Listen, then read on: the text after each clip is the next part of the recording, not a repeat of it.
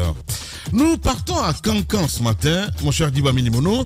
Politique, justice, 9 militantes du RPG condamnées à Cancan. Oui, justement, on a vu cette information où déjà ces femmes qui manifestaient pour apporter leur soutien au président Alpha Condé, il y a le procureur a requis autour de 3 ans, 2 ans, 3 ans et plus pour certaines. Et ce qui se passe aujourd'hui, je pense que c'était prévisible, Lamine, parce que vous avez vu un peu lors des manifestations pour réclamer le courant électrique, les jeunes qui avaient été arrêtés, il y a eu une condamnation de ces jeunes et ces femmes tout récemment aussi qui sont sorties pour faire des manifestations. Il fallait s'y attendre parce que tout simplement, au-delà de l'aspect politique, c'est que la justice se dit aujourd'hui, il faut envoyer un message parce que les personnes qu'on est en train de condamner aujourd'hui, ces personnes vont disparaître, mais ce sont les autres qui vont tirer des leçons.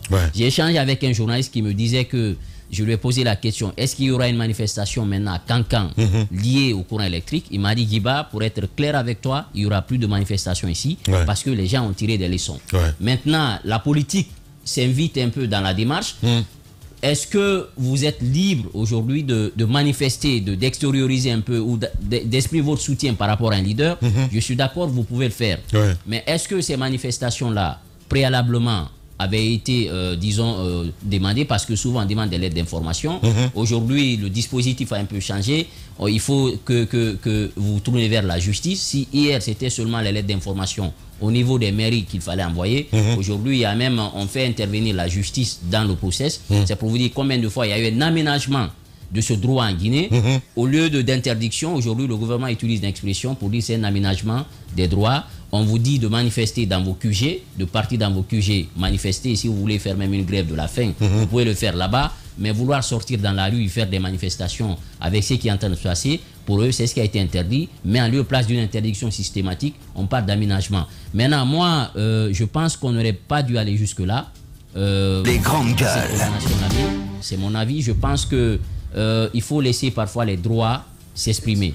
S'exprimer, c'est indispensable parce que si nous voulons... Surtout que c'était pas violent. Justement, si nous voulons aujourd'hui nous tourner, parce qu'on parle de rectification institutionnelle, et la rectification institutionnelle veut dire qu'il faut faire une coupure avec les pratiques du passé, et on sait que les pratiques du passé, on avait, disons, plombé tout le monde, il y avait l'épée de Damoclès qui était là, pendue au-dessus de la tête de tout le monde, et on avait systématiquement verrouillé la manifestation des libertés individuelles et collectives. Mais aujourd'hui, si on part avec les mêmes pratiques, je pense qu'on n'est pas dans un cas de rectification institutionnelle. Il faut accepter que les citoyens, lorsqu'ils ne sont pas d'accord avec une gouvernance, lorsqu'ils veulent exprimer leur soutien à un leader qui, pour l'instant, jouit de ses droits civils et politiques, il n'a pas subi une condamnation, je pense qu'il faut accepter que ces citoyens-là puissent manifester, exprimer leur désidérata ou leur désaccord par rapport à une situation. Maintenant, s'il y a débordement, parce que le législateur a prévu tout cela, le législateur accorde au pouvoir public d'interdire une manifestation. Si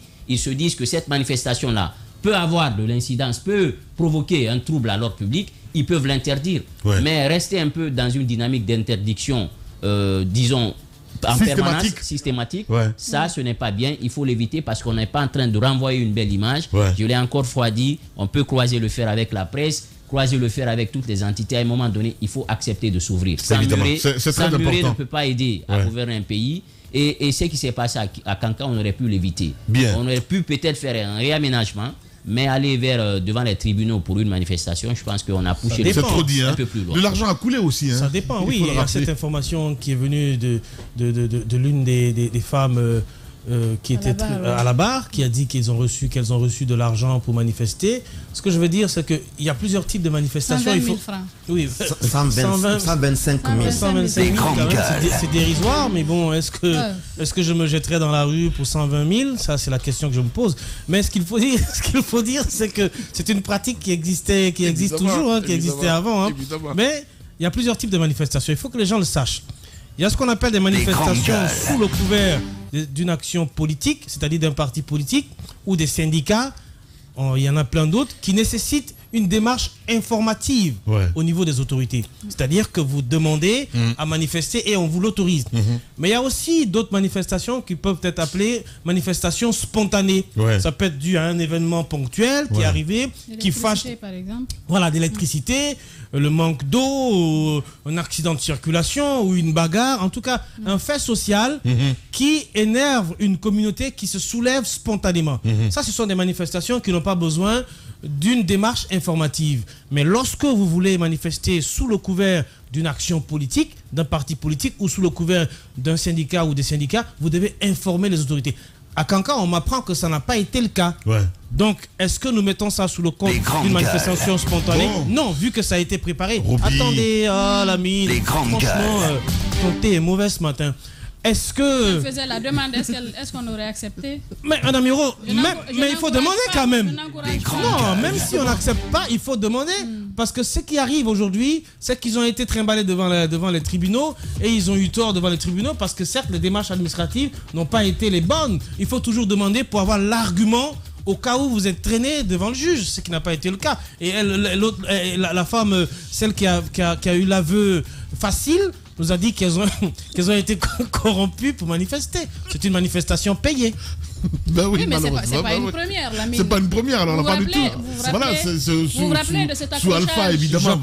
J'appelle ça manifestation gagne-pain. Ici à l'antenne, à un moment donné avec Malik Sankan, j'avais posé cette question qui fâche.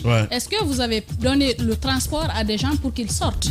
C'est pas une première. Du tout. On paye de l'argent. Moi, ce qui me fait mal, c'est que des femmes se laissent manipuler. Justement. En matière de politique. C'est de la politique aussi. La politique, c'est la manipulation, madame.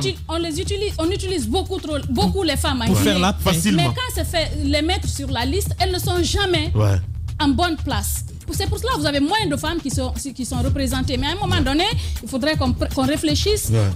On peut dire que la misère est passée par là, mais franchement, je me dis que c'est pas normal. Est-ce qu'il faut se réjouir? Parce qu'il faut rappeler que c'est de 3 à 6 mois que le procureur a requis comme condamnation pour ces dames-là. Et finalement, ce qui a été retenu, c'est 6 mois de prison, dont 4 assortis de sursis, comme le dit l'article 629 au Code pénal, pour la dame qui a donné 1 million à une certaine Aïcha pour partager avec les autres dames. Et les 7 autres ont donc... Le procureur a requis 3 mois de prison, dont 2 assortis de sursis et au paiement de 500 000 francs guinéens comme amende. Est-ce qu'il faut se réjouir de cette condamnation? Je dirais non. Pourquoi? Parce que c'est des libertés. C'est une manifestation. Si la démarche administrative n'a pas été... Même si les citoyens ont biaisé la procédure. Sur les femmes, qu'est-ce qui a amené à ce que la procédure soit biaisée? C'est parce qu'il y a une interdiction systématique de ces manifestations. Mais si les démarches n'ont pas été respectées... L'interdiction n'est pas normale. La démarche des femmes n'est pas normale, mais il faut dire aux politiques d'arrêter de manipuler les femmes. Mais en même temps, les femmes n'ont qu'à enfin prendre conscience. Justement, Alpha avec son téléphone, il fait des dégâts. Il fait des dégâts, Alpha Condé. Allez, on revient à 10h.